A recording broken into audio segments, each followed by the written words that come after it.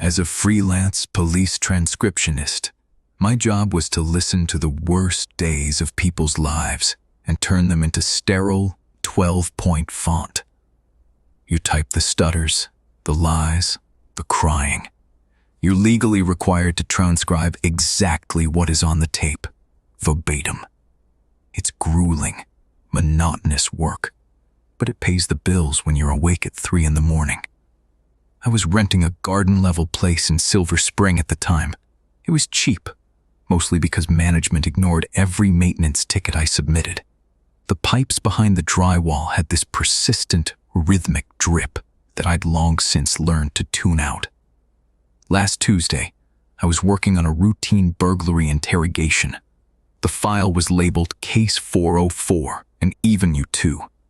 2 men in a small, acoustically dead precinct room. A tired detective named Miller and a 19-year-old kid swearing up and down he was at his sister's house when the TVs went missing. I had my headphones clamped tight, foot resting on the playback pedal, my fingers flying across the mechanical keyboard. Then, right at the 14-minute mark, the audio hitched. It wasn't a standard digital artifact or a microphone bump. Underneath the detective's aggressive baritone, a third voice whispered into my left earpiece. It was a wet, guttural rasp, like dry leaves being dragged across concrete. It didn't answer the detective. It didn't speak to the suspect. It just whispered, "He stops typing." I froze. My hands hovered over the home row. I hit the foot pedal, rewinding the track 5 seconds. Played it again. "Where were you on the night of?" Miller asked. "He stops typing." The third voice layered perfectly beneath him. A cold prickle of sweat broke out along my hairline. I told myself it was a cross-frequency glitch. Sometimes old digital recorders pick up radio bleed or weird ambient interference. But the cadence was too deliberate. I dropped the audio file into Ableton, treating it less like a police transcript and more like a messy vocal track that needed aggressive EQing. I rolled off the high frequencies, muted the center channel where the detective and suspect were anchored, and pushed the gain on the low-end interference. I isolated the whisper, pressed play. He rubs the back of his neck.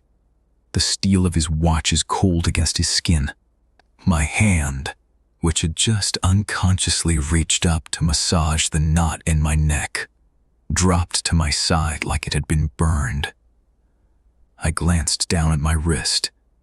The steel hands of my Tissot read exactly 3:14 a.m. I couldn't breathe.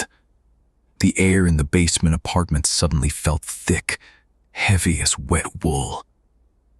The voice wasn't an echo from the precinct. It was a live feed narration of my own body. I hit the spacebar. The isolated track continued to play. He stares at the screen. He is looking for the source. I tore my headphones off, throwing them onto the desk. They clattered against my coffee mug. Silence flooded the room, save for the rhythmic drip, drip, drip of the leaking pipe behind the drywall. I stared at the waveforms pulsing on my monitor. The spikes of the whisper looked jagged, almost like a row of teeth. If I didn't have the headphones on, I couldn't hear it. But the green bars kept moving. The entity, whatever it was still talking. Trembling, I picked the headphones back up and pressed one cup against my ear.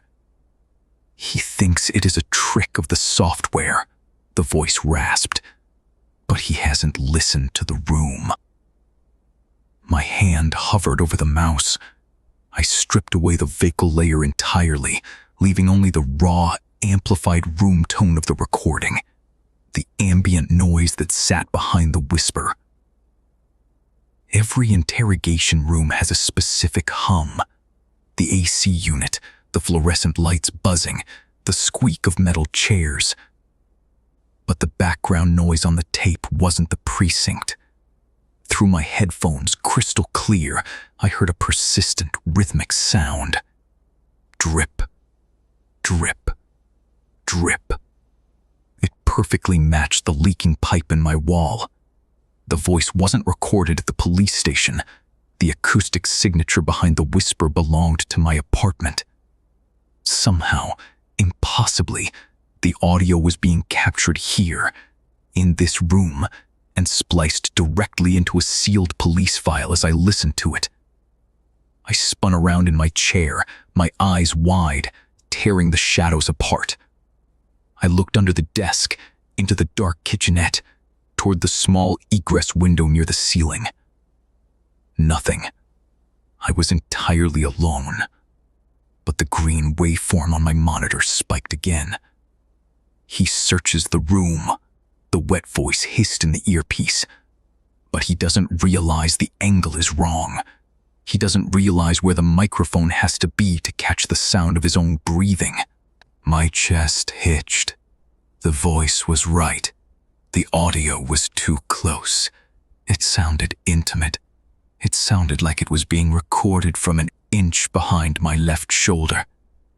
He is terrified to look at the reflection in the monitor, the voice whispered. My eyes darted to the dark, glossy bezel of my screen. Behind the reflection of my own pale, terrified face, the shadow cast by my desk lamp was wrong. It was too wide. It looked like a second, taller, hunched figure was standing directly behind my chair. I couldn't turn around. My legs were dead. The primitive, lizard part of my brain screamed that if I didn't look at it, it wasn't real. If I didn't acknowledge the dark thing breathing over my shoulder, I could survive. My hands, operating on pure, terrified muscle memory, returned to the keyboard. I am a transcriptionist. My job is to document exactly what I hear. I leaned down, the voice on the tape said. I typed. I leaned down. I felt the sudden, crushing weight on the back of my computer chair. The plastic groaned. The air behind my neck turned freezing cold, smelling faintly of old copper and wet earth. I placed my hands on his shoulders. I typed. I place my hands on his shoulders. 2 points of immense, freezing pressure settled onto my collarbones. The audio track on the screen ended. The progress bar hit the absolute end of the file. The headphones went dead silent. But the silence in the physical room didn't last. Without the headphones, unmediated by software or digital tape, a wet, ragged brack brushed directly against my left ear. Type this, the voice said.